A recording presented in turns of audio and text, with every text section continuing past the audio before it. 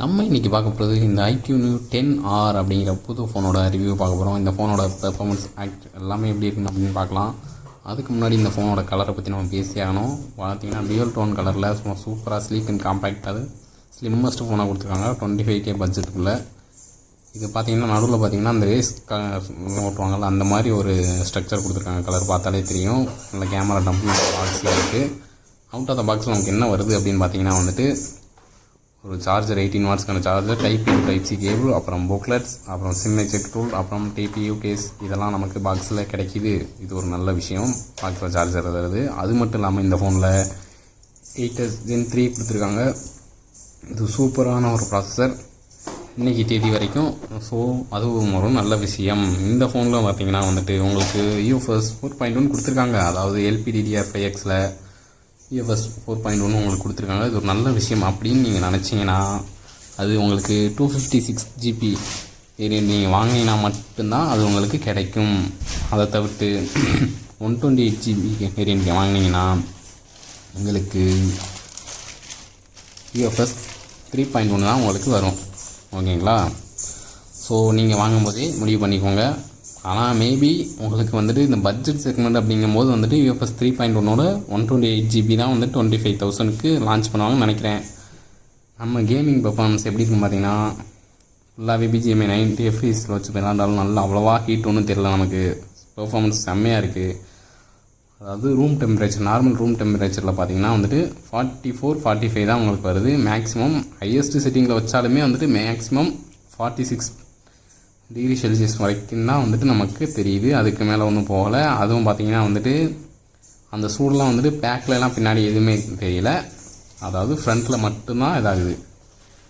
இந்த ஃபோனில் நீங்கள் வந்துட்டு ரொம்ப நேரம் கேம் விளாடலாம். அதுக்கு வந்துட்டு 6400 mAh பேட்டரி கொடுத்துருக்காங்க. சார்ஜர் வந்து 18 வாட்ஸ் நம்ம சார்ஜர் முன்னாடி சொல்லியாச்சு.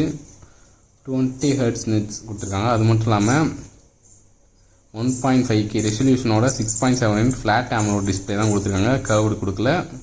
உங்களுக்கு 3840 Hz PWM டம்மிங் கொடுத்துருக்காங்க.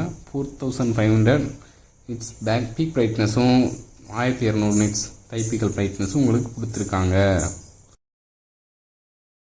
டிஸ்பிளேன்னு பார்க்கும்போது உங்களுக்கு வந்து பார்த்திங்கன்னா ஒரு 2K ரெசல்யூஷனில் ஒரு டிஸ்பிளே கொடுத்துருக்காங்க. அவுட்டோரில் பார்க்கும்போது மட்டும்தான் கொஞ்சம் அந்த மாதிரி கிளார் அடிக்கிற மாதிரி இருக்குது. பட் இன்டோரில் நல்லாவே லைட் பெர்ஃபார்மன்ஸ் நல்லாயிருக்கு.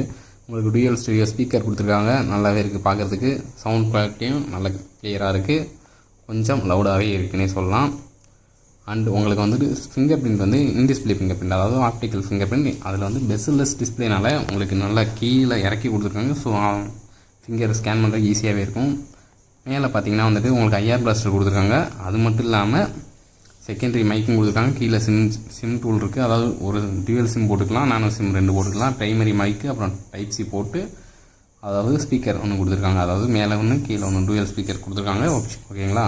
USB வந்துட்டு உங்களுக்கு 2.0 தான் கொடுத்துருக்காங்க. 2.0 6400 mAh பேட்டரி கொடுத்துமே வந்துட்டு ஸ்லிம் ஃபோன் வந்துட்டு ரொம்ப ஸ்லிம்மாக பண்ணியிருக்காங்க. அதாவது எவ்வளோனா 7.98 mm தான் வந்துட்டு பண்ணியிருக்காங்க. வெயிட்டுமே அவ்வளோவா பெருசாக இல்லை. 196 கிராம் தான். IP65 ரேட்டிங் உங்களுக்கு இந்த ஃபோனில் இருக்குது. ஸோ அதனால் தண்ணி மேலே பட்டாலும் ஒன்றும் ஆகாது அப்படிங்கிறாங்க. பின்பக்கமாக பார்த்தீங்கன்னா வந்துட்டு 50 மெகாபிக்சலுக்கான சோனி பிரைமரி கேமரா வந்து சோனி IMX882 கொடுத்துருக்காங்க. அது மட்டும் இல்லாமல் 8 மெகாபிக்சலுக்கான அல்ட்ரா வைட் கேமராவும் கொடுத்துருக்காங்க. முன்பக்கமாக பார்த்தீங்கன்னா வந்துட்டு 32 மெகாபிக்சல் கேமரா கொடுத்துருக்காங்க. அதில் 4K வரைக்கும் வீடியோவும் எடுத்துக்க முடியும். அவுட் ஆஃப் த பாக்ஸில் உங்களுக்கு Android 15ஓட வருது. அதுவும் 3 வருஷத்துக்கான சாஃப்ட்வேர் அப்டேட்டும் 4 வருஷத்துக்கான செக்யூரிட்டி பேட்ச் அப்டேட்டும் இருக்குது. உங்களுக்கு கனெக்டிவிட்டின்னு பார்த்தீங்கன்னா ப்ளூடூத் 5.4 வரும். அப்புறம் ஒய்ஃபையில் வந்து 6 கொடுத்துருக்காங்க. 10 5G ஃபேன்ஸும் உங்களுக்கு கொடுத்துருக்காங்க. இந்த ஃபீச்சரோட உங்களுக்கு இந்த ஃபோன் உங்களுக்கு நான் சொன்ன மாதிரியே 8 GB 128 வந்து 25,000குள்ளே இருக்குது. நீங்கள் ஒரு ஃப்ளாக்ஷிப் ஃபோன் தேடிக்கிறீங்க அப்படின்னா இந்த ஃபோன் ஒரு நல்ல ஆப்ஷனாகவே உங்களுக்கு இருக்கும். தேவையில்லாத சில ப்ளோட்வேர்ஸ்லாம் இந்த ஃபோனில் வாங்கினோன்னே இருக்கும். நீங்கள் தேவைப்பட்டால் அழிச்சிட்டு யூஸ் பண்ணிக்கவும் முடியும். அது ஒரு நல்ல விஷயம். நம்மளால் அழிக்க முடியாமல் இருந்தால் தான் அது பேட். நம்மளால் அழிக்க முடியுதுங்கிறது வந்து ஒரு நல்ல விஷயம். பாய்.